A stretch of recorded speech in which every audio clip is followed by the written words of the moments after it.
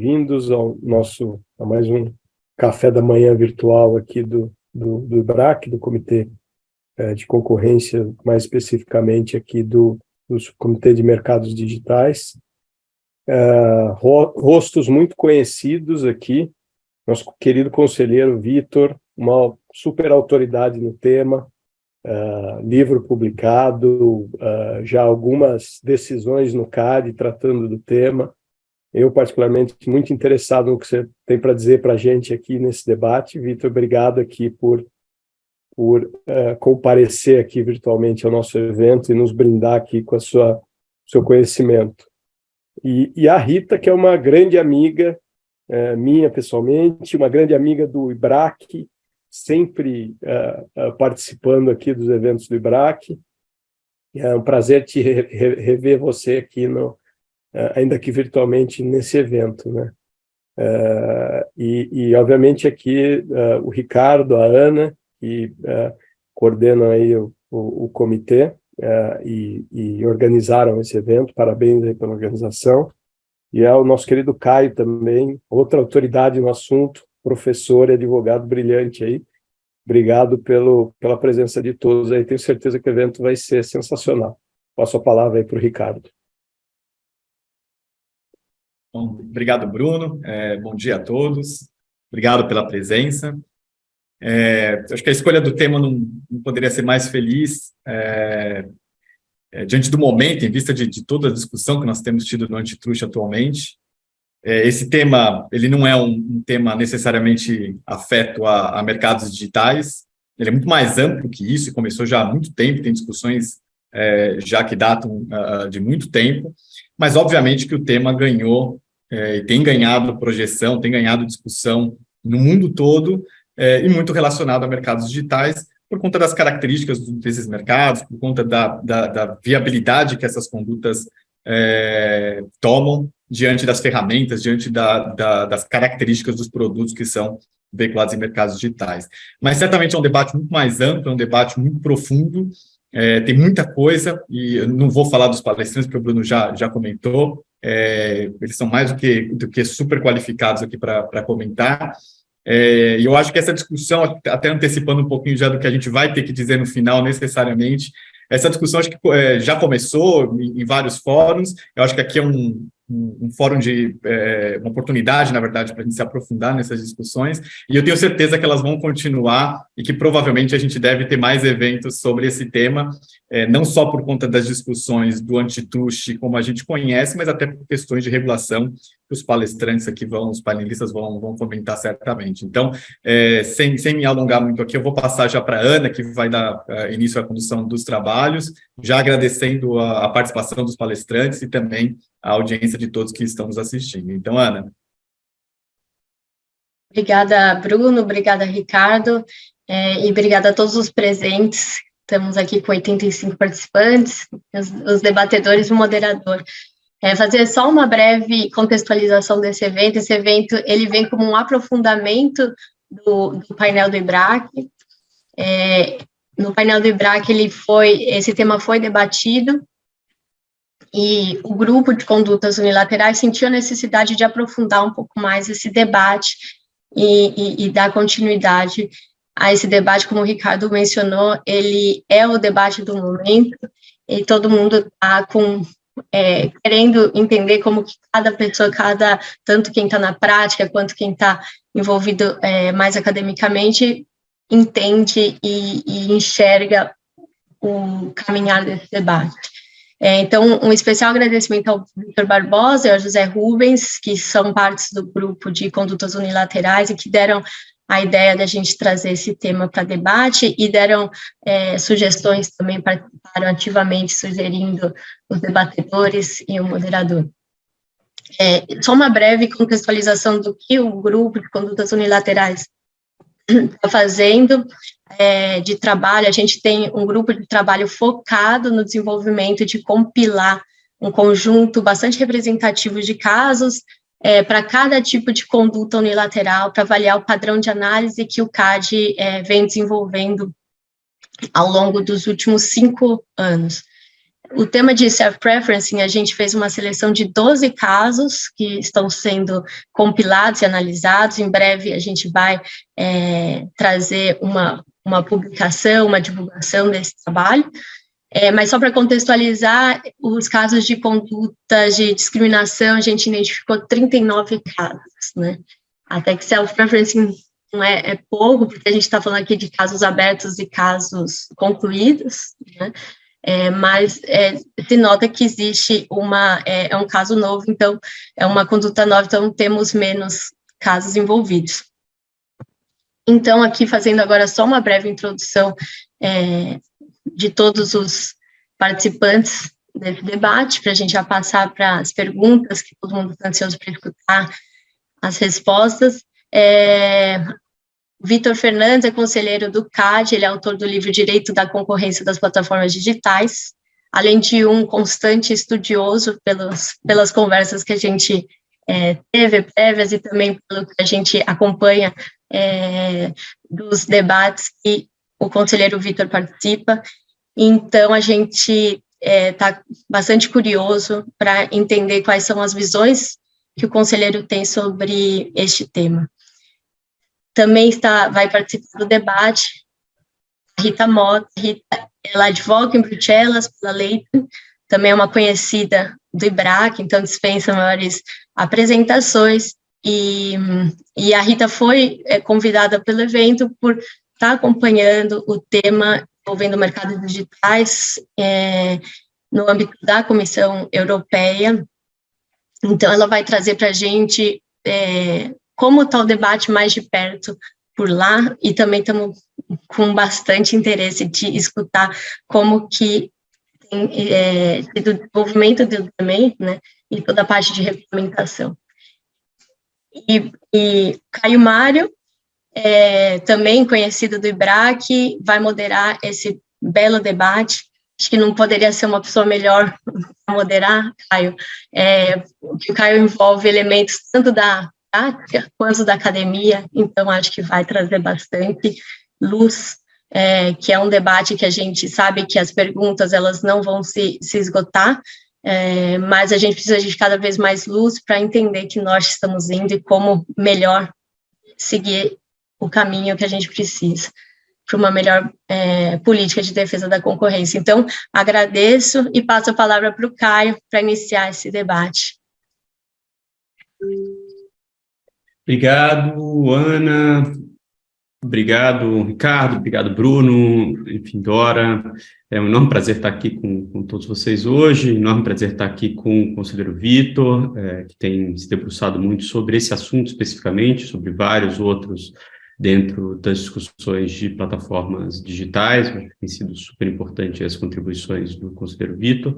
E também com a querida amiga Rita aqui, que está se juntando a gente. A Rita conheço, enfim, desde as épocas de faculdade aí, Rita, acho que a gente vem trocando figurinhas sobre assuntos nessa área, e é um enorme prazer ter você de novo com a gente aqui no IBRAC. Acho que você é frequentadora assídua das nossas discussões, então contar com com seus inputs, com suas percepções de Bruxelas, mas também entendendo do contexto brasileiro, eu acho que é muito interessante para todo mundo aqui.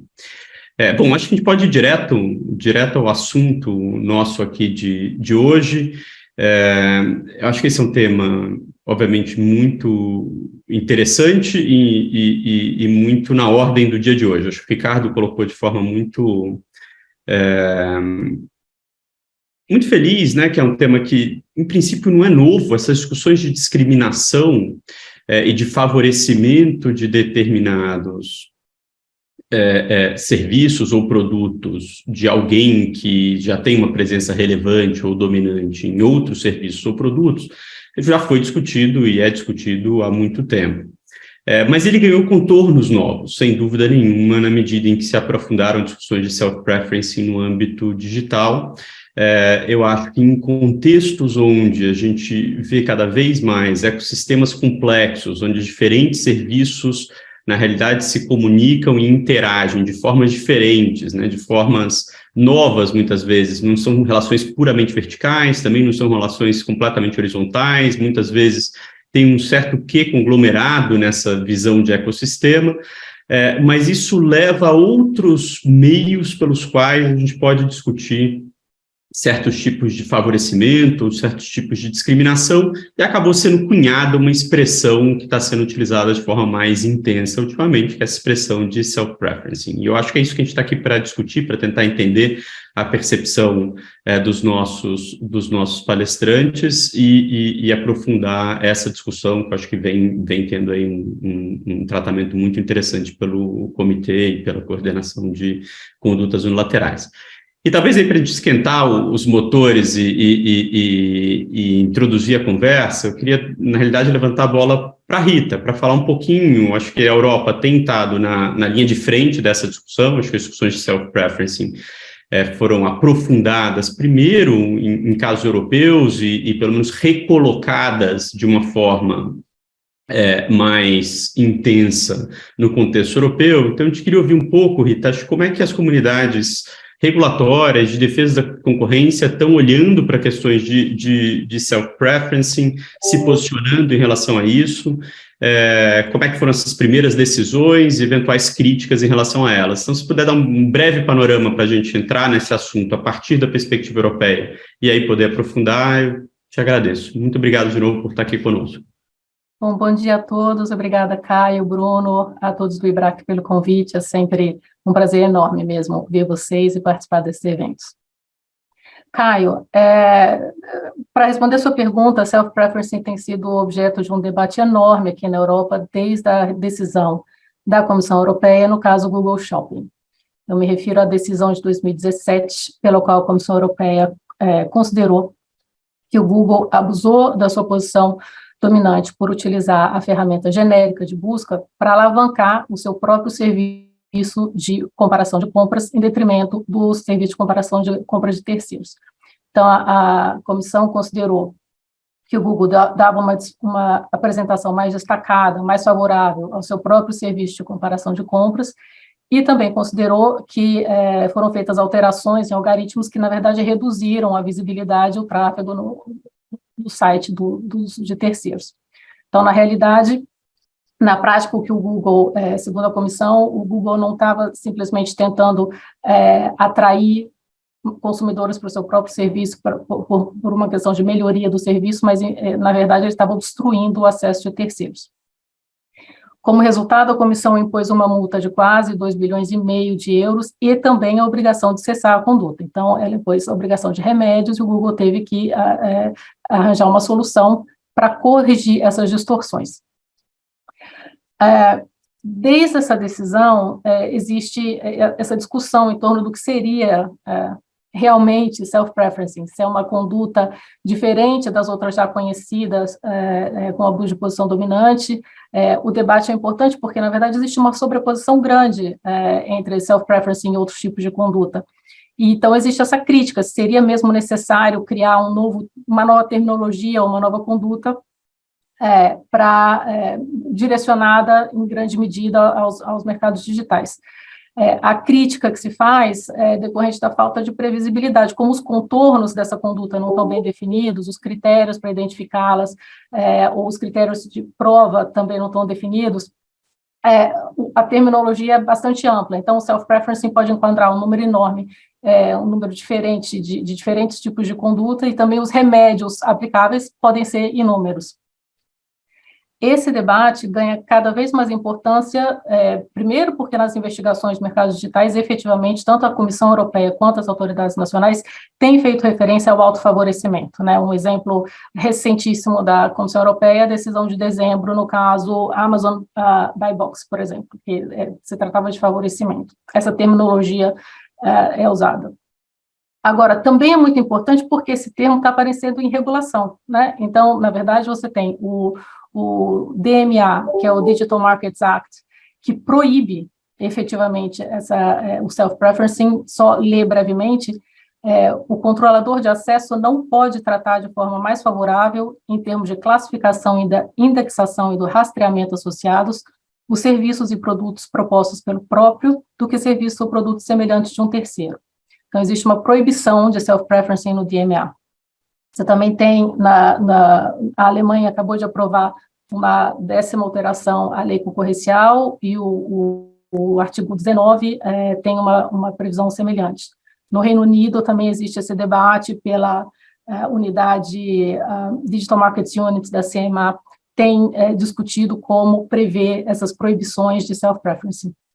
Então, o debate é muito relevante e realmente está apenas começando aqui. Legal, Rita, bom, acho que a gente vem acompanhando com muito interesse no Brasil todo esse debate, na Europa, e sem dúvida são decisões que são marcos aí na discussão da comunidade antitrust. Acho que talvez a gente possa, a partir dessa sua introdução, Rita, conversar um pouquinho sobre uma perspectiva mais teórica, até que eu acho que você já trouxe, né? Que é como diferenciar esse tipo de conduta que a gente está chamando de self-preferencing, que tem aparecido em investigações como a do Google Shopping, como a da Amazon, que você mencionou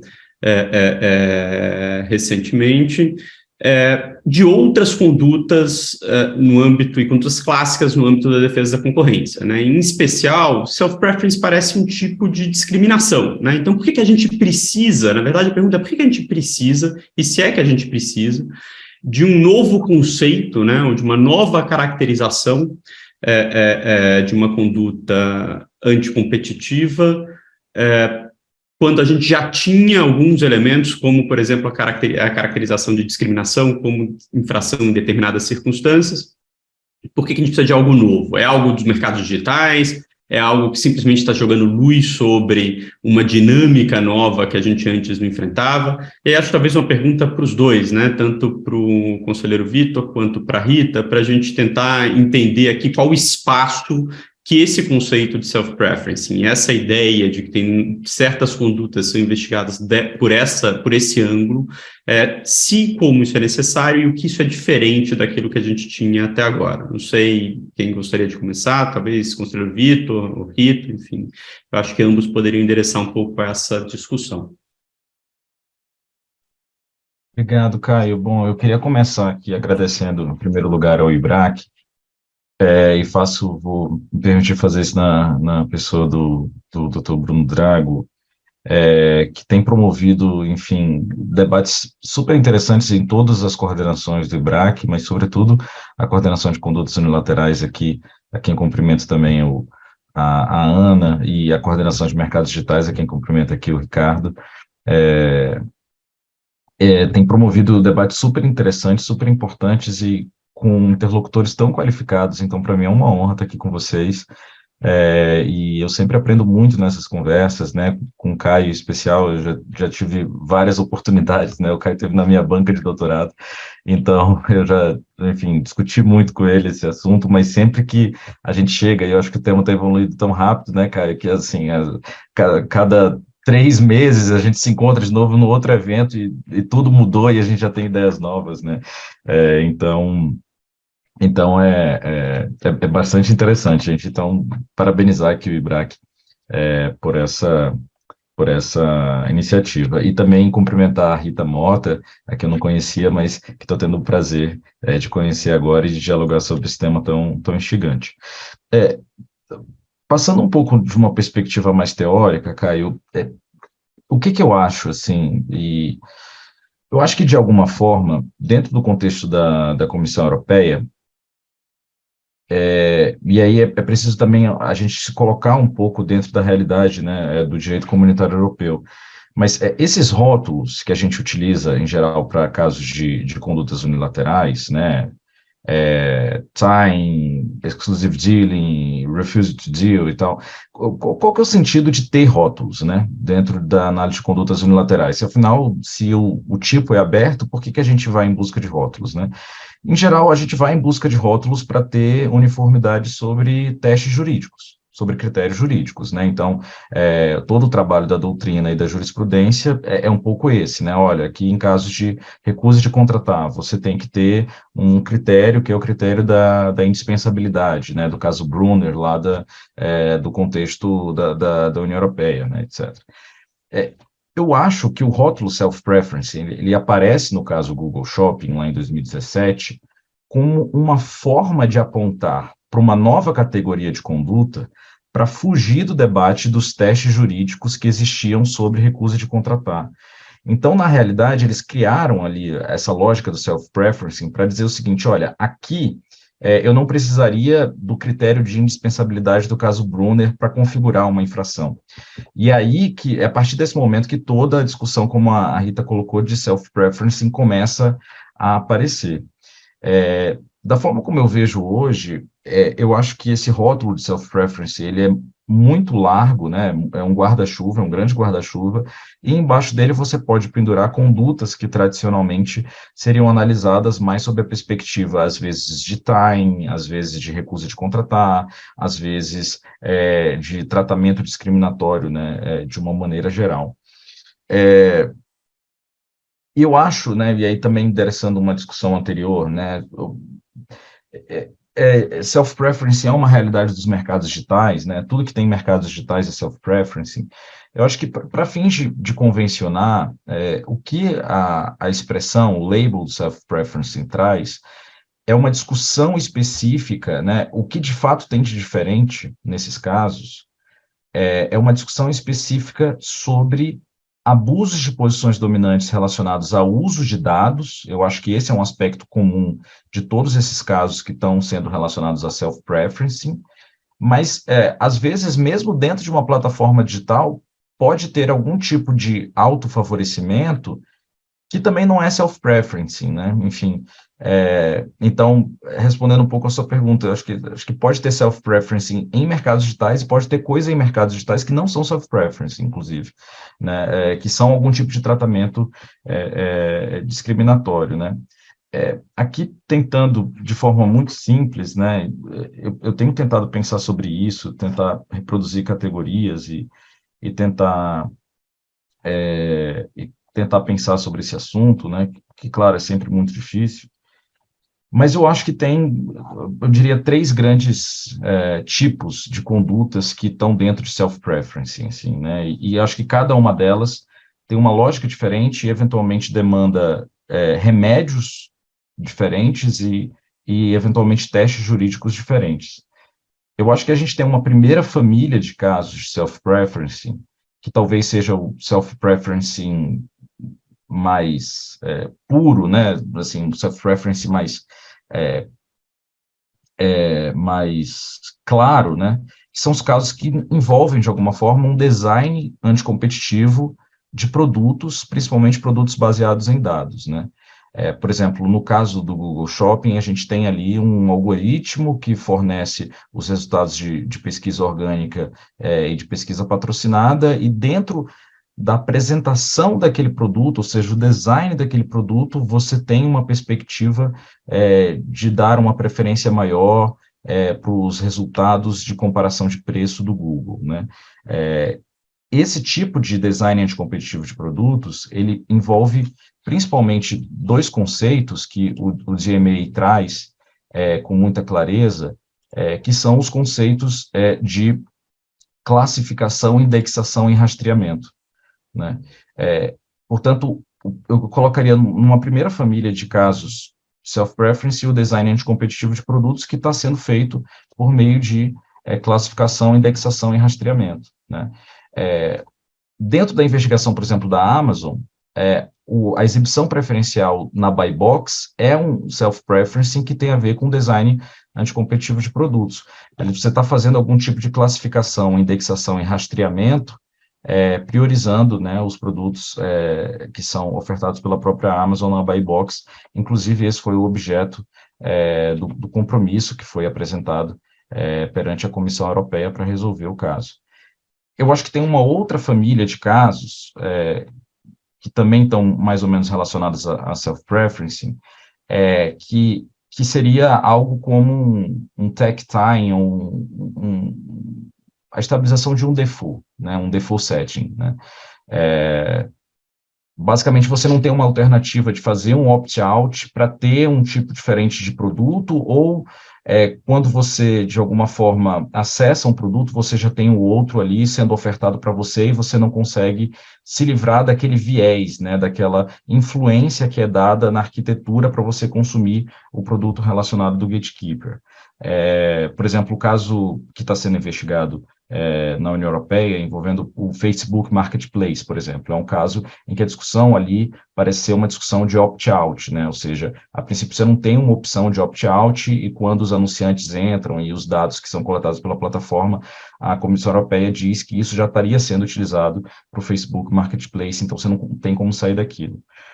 E eu acho que aí a gente tem uma terceira família de casos, né, que talvez sejam até menos casos de self-preferencing, mas que pode eventualmente aparecer em mercados digitais, que são casos de contratações discriminatórias, né? E aí, quando eu falo de contratações discriminatórias, é uma contratação em que ela é aferível do ponto de vista de modelo de negócio mesmo, assim, de contrato, né? Então, se eventualmente uma empresa ela cobra mais de um terceiro do que ela, a princípio, cobraria de uma empresa que faz parte daquele mesmo grupo econômico do gatekeeper, isso também é uma forma de discriminação que pode acontecer dentro de um mesmo, dentro de um determinado ecossistema, né? Por exemplo, ainda dentro do caso da Amazon, a gente tem um caso da Amazon da União Europeia, mas tem um outro caso da Amazon bem interessante, que foi a condenação da autoridade italiana de defesa da concorrência.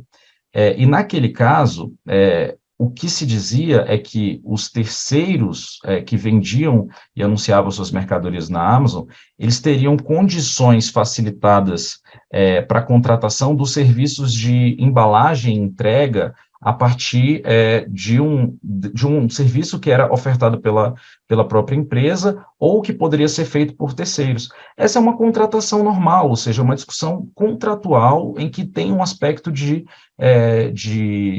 discriminação, mas que pode ser vista, ainda que a gente esteja discutindo no contexto de um mercado digital, isso pode ser visto também dentro de uma contratação discriminatória que acontece no mundo real.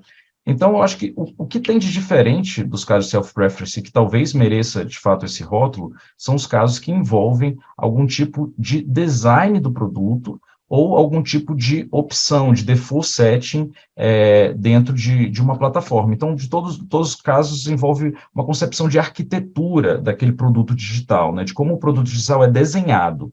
Eu acho que isso é o aspecto do self-preference. Mas, bom, falei demais já, gente, mas são as minhas ideias iniciais aí sobre o tema.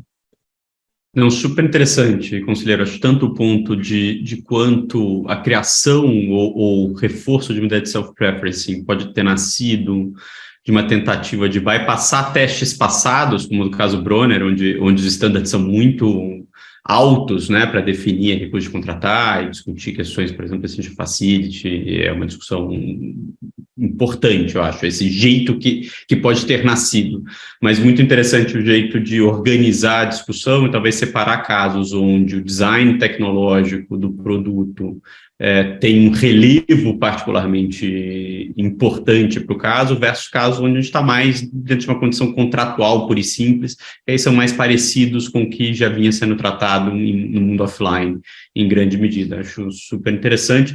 E aí, Rita, não sei se você não quer complementar algum ponto, aspectos que parecem relevantes dentro desse desenho de um novo conceito, ao lado de conceitos tão tradicionais e que às vezes se confundem aí na parte de time, de discriminação, de recusa de contratar, enfim, todos os pontos aí que o conselheiro trouxe também. Claro. Bom, obrigada, conselheiro, pelos pontos. Eu acho que eu não vi aqui na Europa uma sistematização dos tipos potenciais de conduta de self-preference que você acabou de fazer. Então, essa questão de como diferenciar o self-preferencing não é fechada, não, ainda aqui, nem em regulamentação e também não em precedentes. Talvez o que exista de mais interessante é a decisão da General Court no caso do Google Shopping, porque a General Court, ela, na verdade, no caso, ela confirmou que self-preferencing pode ser uma conduta autônoma, né? Que era uma pergunta que estava sendo debatida. Como existe recurso dessa decisão, não sei o que a Corte de Justiça vai dizer, mas agora está claro que self-preferencing é uma conduta autônoma, mas não tá, as características dela, os requisitos, não são especificados. Então, nada restringe expressamente self-preferencing a mercados digitais, mas é claro que self-preferencing, a ideia de self-preferencing ela tem um papel central na discussão do abuso de posição dominante em mercados digitais, justamente por ser tão recorrente a questão das plataformas digitais, verticalmente integradas, e etc. O caso Google Shopping aprofundou um pouco a diferenciação, como o conselheiro já mencionou, entre self-preferencing e recusa de fornecimento. O argumento do Google era justamente esse, que, na realidade, a comissão estava acusando o Google de uma conduta de recusa de fornecimento, mas ela estava usando uma terminologia diferente para se eximir dos requisitos de provar o que está estabelecido na legislação europeia, que é os requisitos do caso Bronner e da indispensabilidade do acesso. A Corte rejeitou esse argumento. Ela considerou que a recusa de acesso necessita de um caráter intencional. Então, tem que existir um pedido expresso de acesso e uma recusa expressa de acesso, e como isso não era o caso, a Corte considerou que a comissão não errou e não teria tido a obrigação de provar aqueles outros requisitos, e que, portanto, sim, ela pôde considerar o self-preferencing uma conduta autônoma. O julgamento também deixou muito claro os paralelos, a análise da conduta foi muito feita com base nos princípios de não discriminação. Então, esse princípio geral de tratar, de não se poder aplicar um tratamento desigual a categorias comparáveis, ela permeia vários parágrafos, várias passagens do julgamento. Mas, para além disso, a gente não tem outros precedentes que discutam, assim, essa comparação do self-preferencing. O que eu acho, talvez, um aspecto interessante que terá que ser debatido se a categorização de self-preferencing, ela acaba levando ou não a uma interpretação mais onerosa, ou talvez exacerbada, do que seria a responsabilidade especial das empresas dominantes de evitar distorcer ou prejudicar a concorrência. Porque o tipo de conduta potencialmente atribuída, quer dizer, as empresas dominantes têm, até que ponto elas têm a obrigação de subsidiar os concorrentes e de abrir as tecnologias, etc., desenvolvidas, compartilhar, assim, só para não colocar os concorrentes em desvantagem. Esse princípio, a extensão dessa obrigação é algo que eu acho que vai precisar ser discutido à medida que essa terminologia, essa conduta de self-preferencing é mais empregada.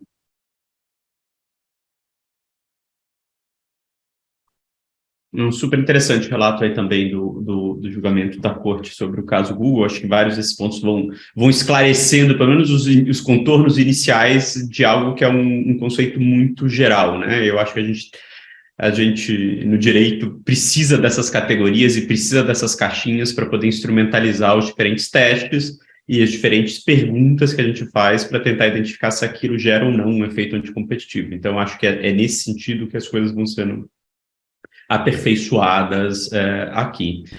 E aí talvez também a gente possa seguir um pouco nesse caminho, né? Eu acho que o self-preferencing, como outras práticas que estão sendo discutidas no mundo digital, elas têm suas ambiguidades, né? E eu acho que a gente está navegando num mundo que é muito ambíguo mesmo. Então, assim, de um lado, quer dizer, a gente tem visto nas discussões de self-preferencing um foco muito grande na percepção de grandes plataformas como intermediários que podem se tornar gargalos em alguns momentos, né? Então, esses intermediários, às vezes chamados de bottlenecks, às vezes de gatekeepers, às vezes de, enfim, um nome enorme no artigo 19 da lei alemã, né? Que são empresas com poderes muito significativos entre mercados. Então, acho que esses são, mas com diferentes nomes, o fato é que eles podem se tornar grandes e muito relevantes para intermediar certas relações. Se pensar em marketplaces, estão intermediando relações entre lojistas e ofertantes e compradores, motores de busca estão intermediando o acesso a sites e o acesso a anúncios com usuários que estão buscando determinadas informações, determinados serviços, determinados produtos. Redes sociais estão intermediando conteúdo expressivo entre seus vários usuários, mas também estão intermediando o acesso de anunciantes a usuários por meio da alocação de atenção deles, né? E na medida que esses intermediários vão crescendo, vão se tornando mais relevantes, o que pode acontecer, seja por economia de redes, seja por questões de economia comportamental, que os usuários vão ficando limitados em outras opções e vão dependendo, aí sejam usuários compradores, sejam ofertantes, sejam anunciantes, vão ficando mais dependentes potencialmente dessas plataformas. Isso gera alguma preocupação das plataformas poderem eleger seus próprios serviços ou produtos em detrimento de outros ali dentro. Do outro lado, a gente também vê argumentos positivos sobre o crescimento dos intermediários, esses mesmos efeitos de rede que podem, na realidade, aumentar a utilidade dessas redes, que podem vir uma curadoria ou apontar aquilo que pode ter mais a ver com as preferências dos usuários, gerar mais eficiência para o usuário no acesso àquela plataforma e no acesso àquilo que ela está intermediando, por exemplo. E, às vezes, até as próprias plataformas, elas criam mercados, né? Elas juntam usuários que não estariam juntos, pelo menos não com aquela facilidade, em outros contextos. Então, a gente tem que lidar com essas ambiguidades, com essa coisa do potencial dano que um intermediário muito grande pode causar na hora que ele tem essa posição, e os benefícios que também, muitas vezes, ele traz desenhando plataformas são mais úteis na medida em que você tenha mais usuários participando ali e que as plataformas tenham mais sofisticação aqui também. Então, aqui, conselheiro, acho que é uma pergunta mais aberta mesmo, mas dentro desse caminho da ambiguidade, de tentar entender um pouco as suas perspectivas sobre esses aspectos mais positivos ou mais negativos do papel dos intermediários dentro de uma percepção de self-preferencing, inclusive com referência a potenciais estudos empíricos, ou como é que a gente pode olhar para isso em cada contexto para tentar separar o joio do trigo e tentar visualizar como é que a gente sai simplesmente de uma percepção de ambiguidade para uma percepção de qual é a resultante dessas ponderações entre prós e contras do papel dos intermediários aqui. Perfeito, Caio, obrigado. Eu vou tentar, uma pergunta, enfim, super central para esse debate, eu vou tentar endereçar ela em dois momentos, né, de duas formas. Em primeiro lugar, eu acho que algum tipo de categorização é relevante, e como a gente estava falando, né, a gente criar categorias e caixinhas no Antitrust acaba sendo interessante, inclusive para a gente alocar ônus de presunções de dano e também ônus e presunções sobre potenciais eficiências, né, isso acaba sendo, de alguma maneira, relevante.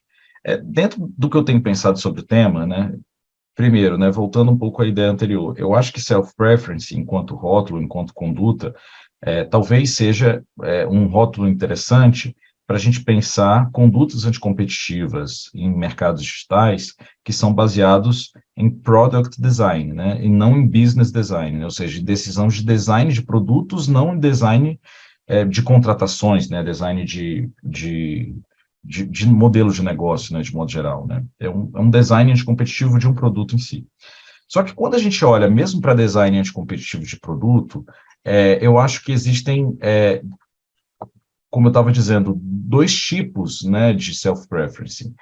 Um self-preferencing que é o desenho de uma inovação que pode ter um efeito anticompetitivo, que é o caso talvez do Google Shopping, né, você desenvolveu um novo produto, no caso foi o PLA, né, o Product List Advertising, e ali você tem uma inovação, um novo desenho de como vai funcionar a ferramenta de busca do Google, e isso pode gerar um efeito anticompetitivo. E você tem, do outro lado, os casos de tech time ou de default setting, né, que é, por exemplo, o caso de pré-instalação de aplicativos, que seria o caso Google Android, ou o caso, por exemplo, de alguma forma da Apple, da discussão sobre lojas de aplicativo, e eventualmente inviabilizar que os desenvolvedores de aplicativo recebam algum tipo de pagamento, se não pelo sistema operacional daquela empresa. O que eu acho que separa os dois casos é que o potencial de dano e de eficiências das duas situações eu acho que são radicalmente diferentes. Uma coisa é quando você cria um produto, faz o design de um novo produto, de uma inovação, inclusive, que pode gerar algum tipo de efeito anticompetitivo. Mas aqui o potencial de eficiência ele é mais pronunciado. né? A gente tem, de alguma forma, algum tipo de ganho, né, naquele desenvolvimento de um novo algoritmo, né, que vai trazer algum tipo de uma tecnologia mais interessante, mais sofisticada, daquilo que a gente estava falando, né, de rastreamento, indexação, cadastramento, né, que são esses conceitos que o DMA, inclusive, usa. Por outro lado, na perspectiva de self-preferencing, numa modalidade mais voltada para tech time ou default setting, em que você consegue ver dois mercados separados, dois produtos separados, de forma muito clara, que estão sendo amarrados pela empresa, aí nesse caso, talvez, a perspectiva de eficiência seja menor, né? Assim, a ideia de eficiência seja menor e talvez a autoridade antitruste precisa ter um ônus mais elevado de justificação daquele tipo de conduta.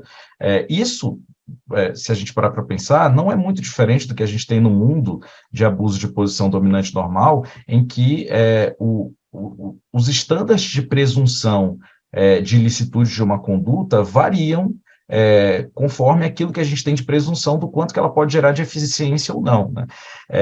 Então, eu dividiria um pouco esses dois mundos, né? É muito difícil fazer essas categorizações em self-preference, porque tem muitos casos, e os casos estão andando, mas eu dividiria entre uma inovação anticompetitiva, né? Uma inovação que pode produzir efeitos anticompetitivos, e um caso de venda casada ou de tech time, né? Ou de default setting, né? Eu acho que no primeiro grupo a gente tem eficiências mais pronunciadas, no segundo grupo, talvez uma presunção anticompetitiva mais forte. Agora, só fazendo, e aqui o último ponto, só em 1 minuto, eu acho que, e também pensando nessa perspectiva, o que as novas legislações estão trazendo, e eu acho que isso é importante deixar claro, né? O que o DMA traz é uma nova concepção de política de concorrência, baseada em outros valores, como contestabilidade, fairness. E, ao eleger esse tipo de objetivo, há um trade-off entre eficiências estáticas ou eficiências de curto prazo e possíveis efeitos de eficiência dinâmica. Então, assim, quando a gente fala de eficiência, no antitruste, em geral, a gente está pensando em efeito de eficiência estático, né? Mas a aposta que o DMA faz, né, e aí é uma aposta que é uma decisão de política pública, é dizer o seguinte: olha, eu eventualmente vou comprometer esses meus ganhos de eficiência estática, melhores preços, maiores níveis de oferta no curto prazo, porque eu quero gerar uma política pública com maior contestabilidade nos mercados, com diminuição de barreiras à entrada e mais gente vai entrar no futuro. Então tem um trade-off, né, quando a gente fala de eficiências, e eu acho que no caso de mercados digitais, isso tem que ser deixado muito claro, né, de que a gente tem prós e contras, né, de ter uma intervenção maior ou uma intervenção menor. Mas eu acho que são minhas considerações iniciais aí sobre o tema. Super interessante, conselheiro, e acho que essa questão de que os trade-offs precisam ser explícitos, né, quer dizer, a gente precisa de alguma forma não colocá-los debaixo do tapete, mas falar, eles existem, estão aqui, e as opções que estão na mesa são essas, eu acho que são muito importantes, principalmente quando a gente está diante de um certo contexto que envolve incerteza na tomada de decisão, por definição, em mercados altamente dinâmicos, né? Então, acho que isso é bem importante mesmo. E aqui, talvez, Rita, voltando para a Europa e para suas percepções aí também na Europa, né? Quer dizer, o self-preference está muito relacionado, em grande medida, eu acho que a gente tem falado disso, na hora que a gente está se referindo aqui o tempo todo a discriminação, a time, venda casada, recuso de contratar, essas relações verticais e integrações verticais, né? Então, na medida que empresas e grandes plataformas e grandes ecossistemas ou adquirem outras empresas em mercados adjacentes, ou adentram organicamente esses mercados adjacentes, isso gera novas potenciais condutas e gera também um desafio para as autoridades ao avaliar fusões, né? Então, aqui eu acho que a pergunta é como toda essa nova onda de discussões aí sobre self-preferencing tem afetado, ou se tem afetado, discussões mais tradicionais de restrições verticais e de fusões verticais, né? Quer dizer, como essa preocupação que aparece desse novo ângulo que a gente está discutindo aqui, que eu acho que o conselheiro Vitor nos ajudou a categorizar, inclusive separando um pouco o que é mais um evento de desenho tecnológico, que é mais um desenho contratual, mas que, de alguma forma, pode mudar as nossas percepções sobre discussões de restrições verticais e de fusões verticais, principalmente, mas não só em mercados digitais. Se puder falar um pouquinho para a gente sobre isso, seria muito bacana.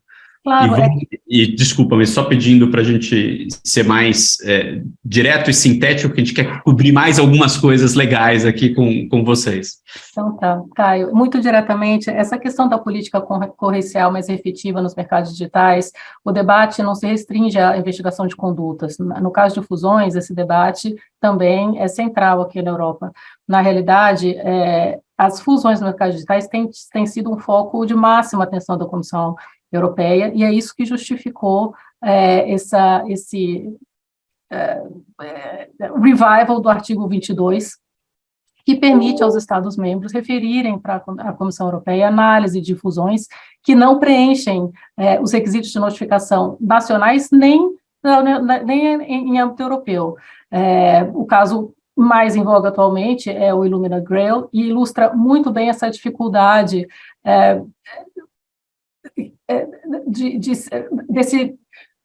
de decidir o que é mais efetivo, porque Grail, que é uma empresa que faz testes inovando com testes de sangue para detectar tipos de câncer, não tinha nenhuma atividade na Europa, uma startup, etc., e a aquisição dela pela Illumina está sendo avaliada pela Comissão Europeia. E esse caso, eu acho que ele ilustra muito a dificuldade do regulador em saber o que é melhor, porque é um caso que discute, talvez, como essa fusão vai afetar uma concorrência potencial, que ainda nem se sabe se existe diretamente ou não a Grail. E o fato é que toda a discussão e todo o processo de investigação dessa fusão está atrasando a implementação e potencialmente um benefício imediato para quem poderia estar utilizando esses testes e não tem acesso a isso, ou as empresas não estão conseguindo focar no propósito da fusão, que seria colocar isso logo no mercado, por via dessas discussões regulatórias, sendo que não está claro no panorama atual se existem até mesmo potenciais concorrentes. É claro, esse debate, acho que esse caso merece uma sessão de um webinar sozinho, mas não é uma decisão fácil. Então, o esforço dá para compreender, mas o benefício para o consumidor é bastante discutível dessa demora da revisão desse caso, por exemplo. Então, no caso de fusões, essa questão da política concorrencial, ele também é importante aqui na Europa. E no caso de investigação, como o conselheiro mencionou, existe esse trade-off, né, do que seria melhor para assegurar a efetividade da aplicação do direito à concorrência. A Comissão Europeia optou por... Eles já têm utilizado mais os interim measures, então, na verdade, porque o caso do Google Shopping demorou 7 anos, quer dizer, e quando chegou ao final, a multa também não é a solução dos remédios demoram ainda anos para ser implementados, então, interim measures tem sido um recurso mais frequente, mas também tem, ao lado disso, o DMA, que é essa enforcement ex ante, né, que a gente vai discutir ainda um pouquinho mais tarde. Obrigado, Rita. Eu acho que esses testes de novas percepções em fusões estão sendo particularmente relevantes, né? A gente olha para Meta Within, né, para a discussão da FTC tentando challenge aí Meta Within nos Estados Unidos, era um pouco também essa discussão entre concorrência potencial e concorrência efetiva, e como é que você olha para isso dentro de ecossistemas, tal. Acho que isso vai ser cada vez mais presente. Mas agora, voltando para o Brasil, passando aqui para o conselheiro Vitor, acho que talvez, Vitor, fosse bacana te ouvir também sobre como é que você está enxergando o desenvolvimento dessa discussão no Brasil, seja na jurisprudência do CAD, seja no âmbito do que a gente começa a ver de alguma discussão potencial regulatória, quer dizer, quanto você vê se há espaço para alguma discussão regulatória, se faz sentido alguma discussão regulatória no Brasil ou não faz, e como é que a jurisprudência do CAD, a evolução da discussão no CAD, interage com essa discussão. Acho que talvez a gente tenha um pouquinho desse panorama brasileiro seria bem importante, bem interessante aqui para a nossa comunidade. Obrigado, Caio. Sobre o Brasil, eu acho que a gente tem ainda relativamente poucos casos na nossa jurisprudência que tratam de self-preference nessa perspectiva mais restrita do que eu estou chamando aqui de product design, né, de design de um produto digital, né. Eventualmente, a gente teve o caso Google Shopping, que essa discussão foi muito aprofundada. Mas eu vejo que de lá para cá, os casos em que essa discussão foi levantada, talvez, né, pensando nessas duas categorias, né, que eu falava, né, sobre casos de inovação anticompetitiva, inovação de um produto que pode ter efeito anticompetitivo, e casos de tech time, eu acho que os casos que a gente teve na jurisprudência do CAD de lá para cá, e que estão em discussão também hoje na autarquia, tem mais a ver com tech time ou casos de default setting do que propriamente casos de inovação anticompetitiva, como era o caso ali do Google, né? Inclusive, recentemente o Tribunal do CAD julgou um pedido do conselheiro Gustavo Augusto de avocação de uma investigação envolvendo uma empresa de delivery de comida, né, em que lá havia um dos rótulos atribuídos àquela conduta ali, seria um rótulo de self-preferencing, né? Por exemplo, o self-preferencing que estava discutido lá era uma certa colocação de um default setting como um meio de pagamento de uma subsidiária daquela empresa para as operações de compra dentro da plataforma. Então, ali parece ser mais um caso de self-preferencing na perspectiva de tech time ou de default setting, né? Não de inovação anticompetitiva. E a gente tem ainda os casos em andamento na Superintendência Geral.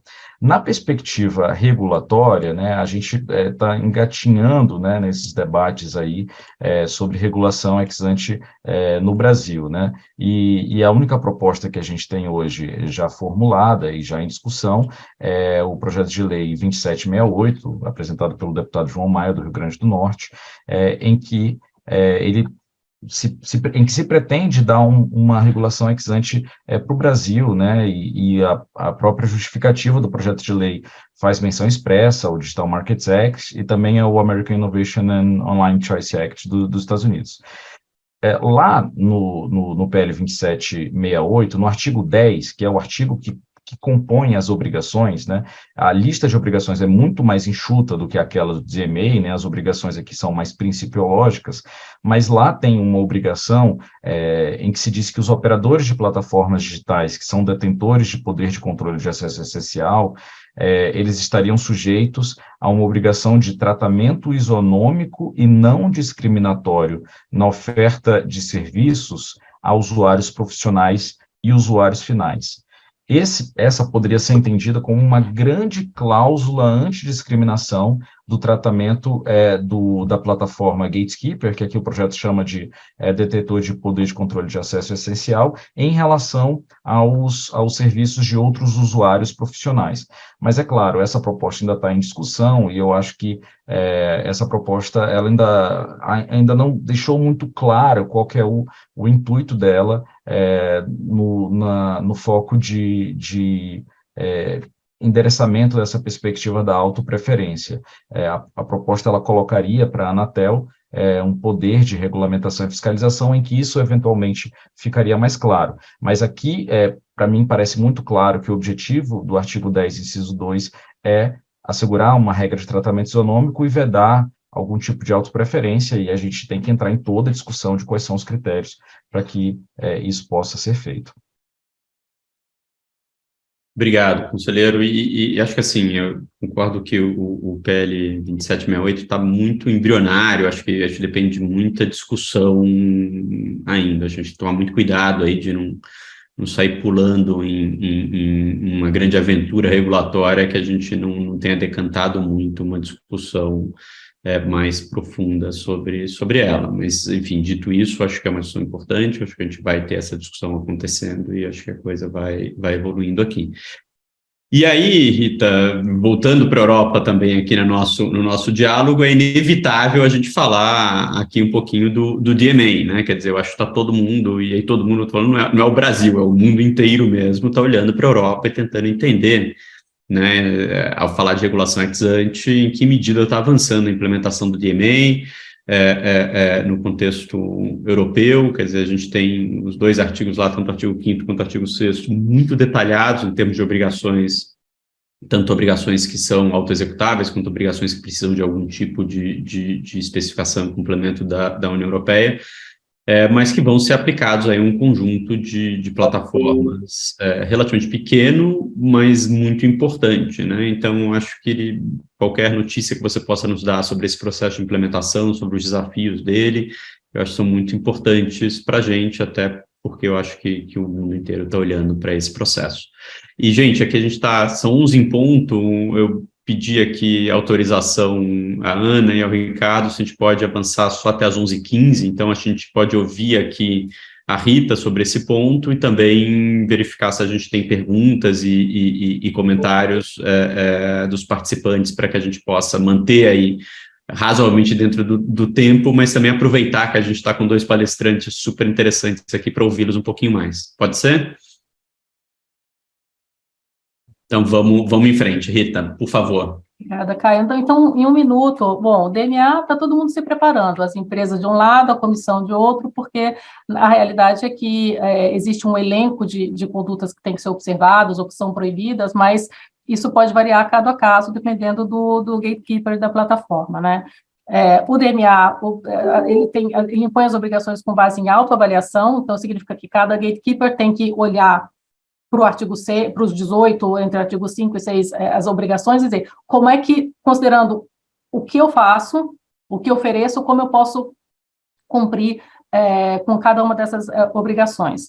No caso do self-preferencing, o que a gente tem entendido é que os gatekeepers vão precisar explicar para cada tipo de classificação e indexação que eles têm os critérios adotados. Então, o próprio artigo 6 já lê que o controlador tem que aplicar condições transparentes, equitativas e não discriminatórias. Bom, o que a gente está entendendo é que, no trabalho de preparação, a gente está tentando identificar os tipos de classificação, indexação, rastreamento, e olhar para cada um os critérios adotados e conseguir explicar as semelhanças e diferenças de tratamento caso a caso.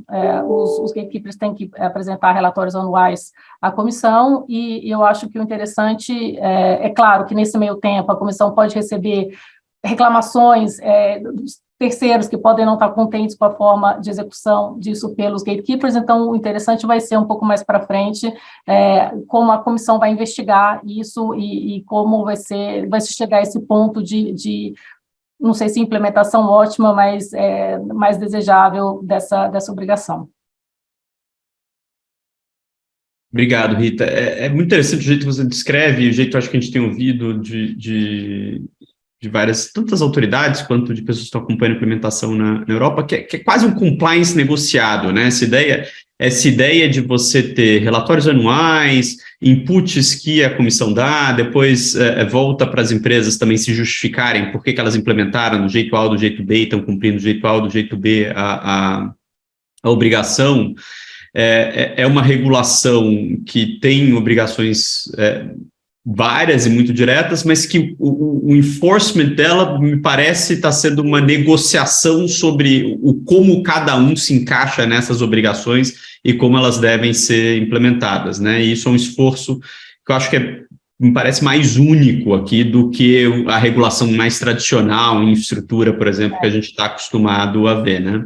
Mas é que as obrigações são como o GDPR, por exemplo, é quase impossível você cumprir a letra, tudo que o GDPR exige. Então, o que você tem que fazer? Você tem que documentar qual é o seu raciocínio para chegar à solução que foi adotada. E envolve isso, boa-fé, envolve, né, na verdade, o aspecto que a gente espera no DMA, também com base nesses outros tipos de regulamentação europeias, é que vai ser importante considerar qual foi o esforço que foi feito para identificar as soluções possíveis e o motivo da solução adotada. E, a partir daí, também, como o mercado está sempre em evolução, adaptar né, como necessário. Não, é muito interessante, vai ser muito interessante a gente ver como é que isso vai evoluir. A gente já tem aqui 2 perguntas no Q&A, eu queria pular para elas, a gente tem mais 10 minutinhos, então a ideia é que a gente possa fazer algo sintético, direto, e que outras perguntas possam aparecer aqui também na medida em que a gente vá tratando delas, pode ser?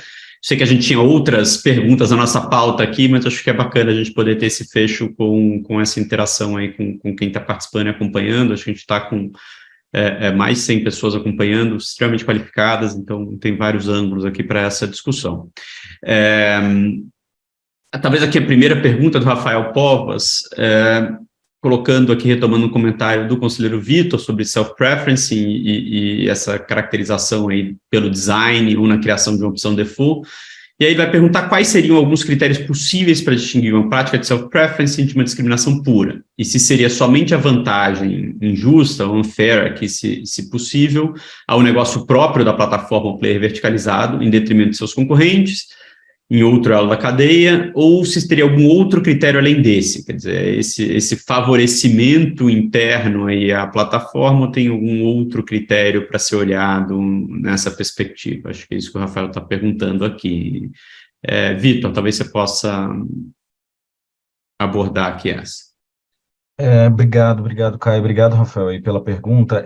Eu acho que o critério para distinguir o self-preference de uma discriminação pura, assim, dentro do que eu tenho pensado um pouco, é justamente essa perspectiva, se a discriminação está no design do produto digital ou se a discriminação está numa negociação contratual, né, num negócio, num business, né, na forma como essa negociação é feita, né. E aí, mas a segunda pergunta que o Rafael coloca é uma pergunta, é a pergunta de $1 milhão, né, que qual que é como é que se afere discriminação, né, até porque nesses casos, esse tipo de negociação, mesmo quando a gente está falando de uma negociação de um self-preferencing, na verdade, de um não self-preference, né, que seria uma discriminação pura, baseada em contratação, mas que ocorre dentro de uma plataforma, você pode ter vários fatores de negociação que estão envolvidos. Então, o preço que você paga por um anúncio, a forma como você quer que esse anúncio apareça, se esse anúncio vai estar contextualizado, se não vai. Então, assim, você tem vários elementos que permitem diferenciações de contratação. Agora, só aproveitando a pergunta, o que eu acho que, dentro dessa delimitação conceitual, que eu tenho tentado pensar, né, que self-preference é tudo aquilo que diz respeito ou à criação de um produto digital ou uma opção default, eu acho que o que separa de forma muito clara essas duas categorias é o remédio aplicável. Porque quando a gente está falando de uma opção default, né, o remédio aplicável, ele me parece ser um pouco mais simples, que você desfaz o default ou você, de alguma maneira, dá opções para a pessoa escolher todos os outros produtos que ela vai utilizar em complementação.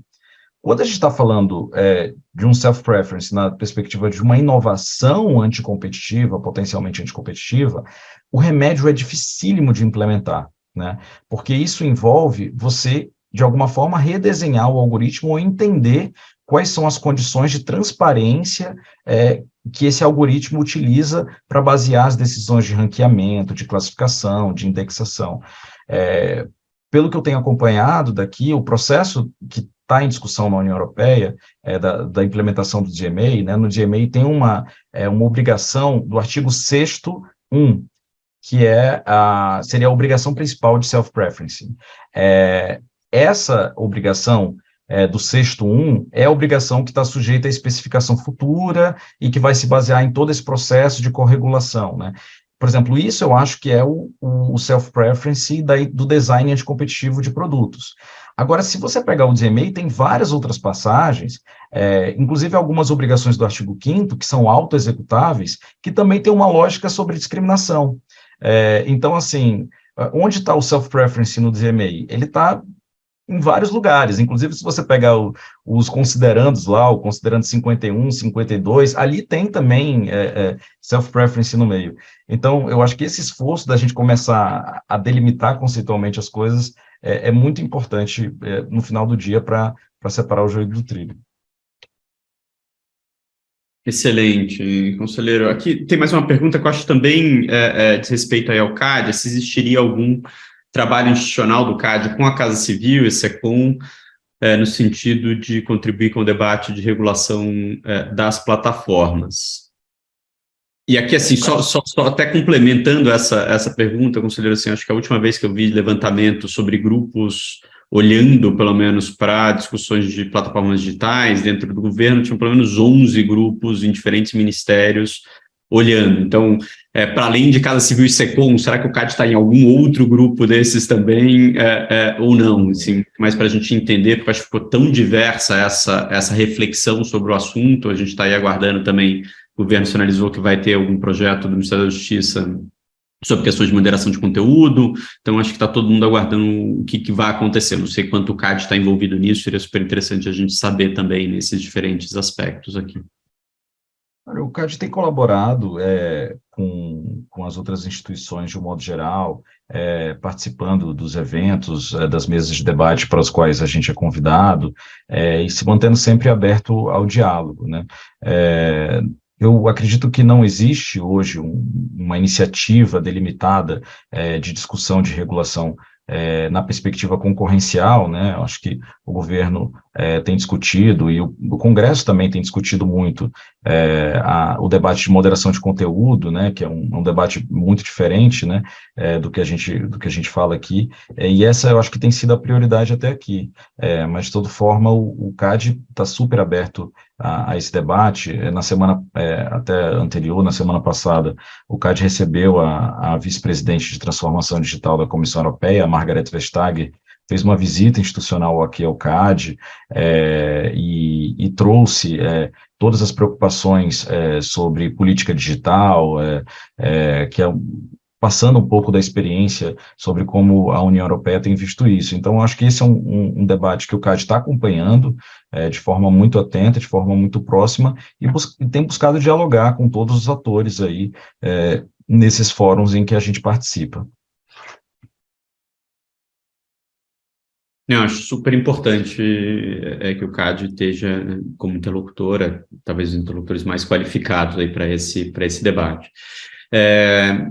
Bom, gente, a gente está chegando aqui ao fim, acho que eu não estou vendo nenhuma outra pergunta, a gente tem mais 4 minutinhos aqui, eu acho que eu queria passar a palavra para os nossos debatedores, talvez fazerem um breve fecho aqui das suas intervenções, sabendo, obviamente, que esse é um tema que está aí para a gente aprofundar esse debate múltiplas vezes. Eu acho que não é um tema que vai se esgotar, porque, de fato, tem muitas questões ainda no ar e que a gente vai ter que entender melhor e ir refinando elas. Mas talvez, Rita, você possa começar aqui o nosso fecho do evento. Claro, Caio. Bom, obrigada pelo debate, super interessante. Bom, é difícil concluir, né, porque o tema ainda está muito aberto. Eu acho que, no fim, self-preferencing, a gente tinha discutido, né, se deve ser um ilícito per se ou não. Fora do contexto digital, não, porque self-preference é meio inerente a qualquer tipo de integração, se a gente for pensar, mas se você for direcionar uma política pública para os mercados digitais, aí você começa a debater, faz sentido o ex-ante do DMA, isso vai dar resultados na Europa ou não? Existiu uma coragem de definir essas políticas e implementá-las, tanto o artigo 22, por exemplo, e o DMA, mas se essa é a melhor solução, isso está sujeito a muito debate, né? Justamente pela questão de saber quando intervir, saber incentivar o trade-off de perder talvez inovação, mas ganhar acesso, mas acesso é suficiente, não é possível sem esse tipo de intervenção. Então, as questões eu acho que estão abertas e a gente continua seguindo aqui como as coisas se desenvolvem na Europa. Obrigado, Rita. Muito importante aí a gente acompanhar o que está acontecendo na Europa, e acho que você sempre vai ser uma interlocutora importante da gente estar mantendo esse diálogo aqui entre, enfim, com um oceano no meio, mas muito simples a partir do Zoom, né? Conselheiro Vitor.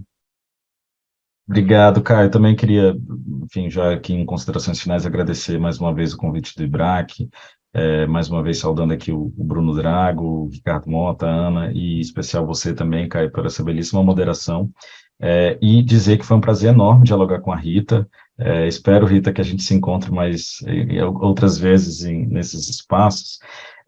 E sobre o tema em si, eu acho que, a título de conclusão, eu acho que a gente precisa avançar paralelamente em duas frentes nesse debate de autopreferência.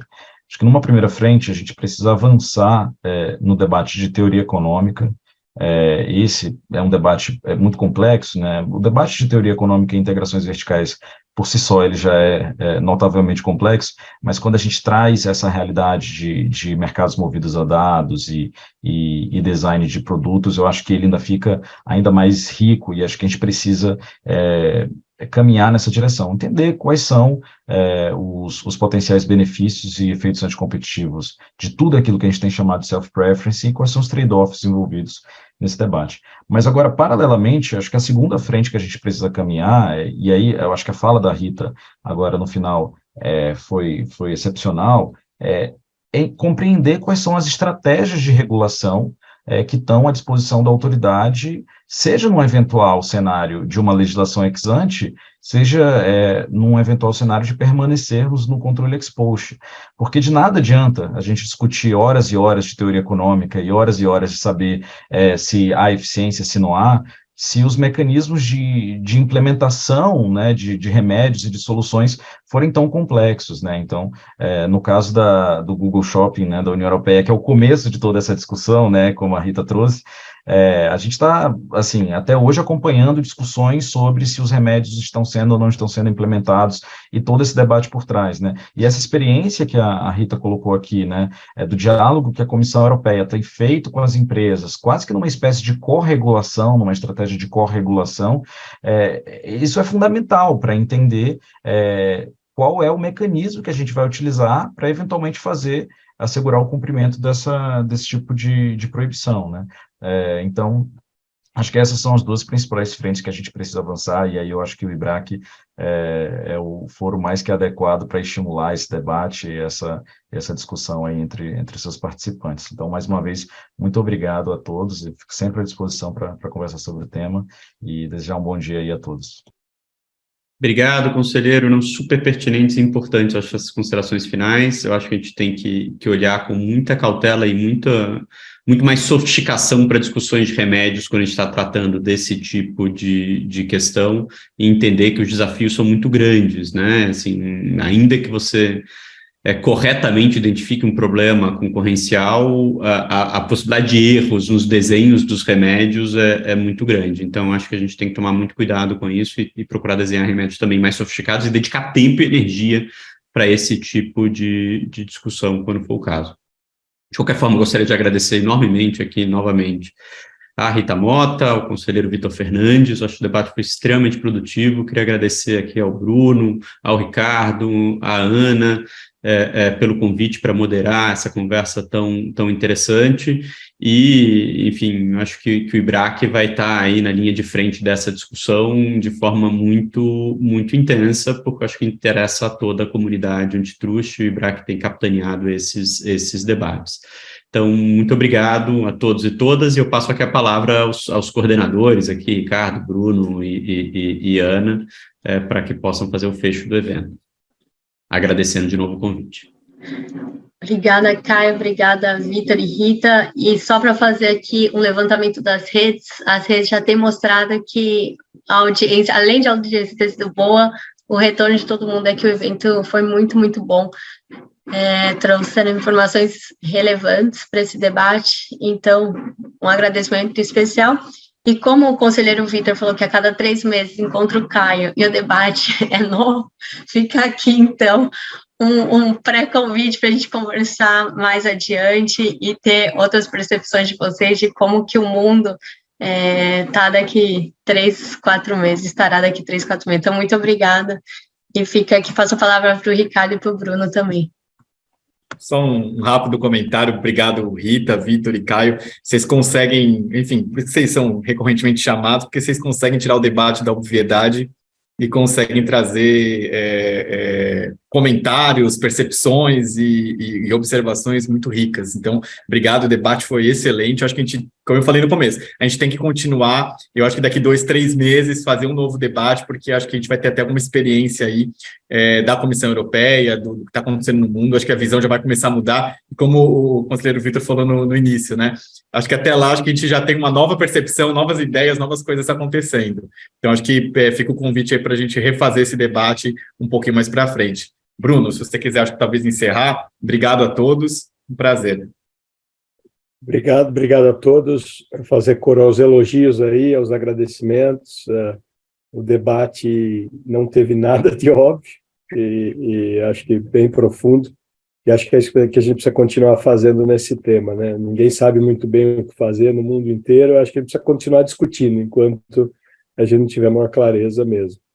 Obrigado a todos. Tenham um ótimo almoço aí, uma ótima tarde. Um abraço.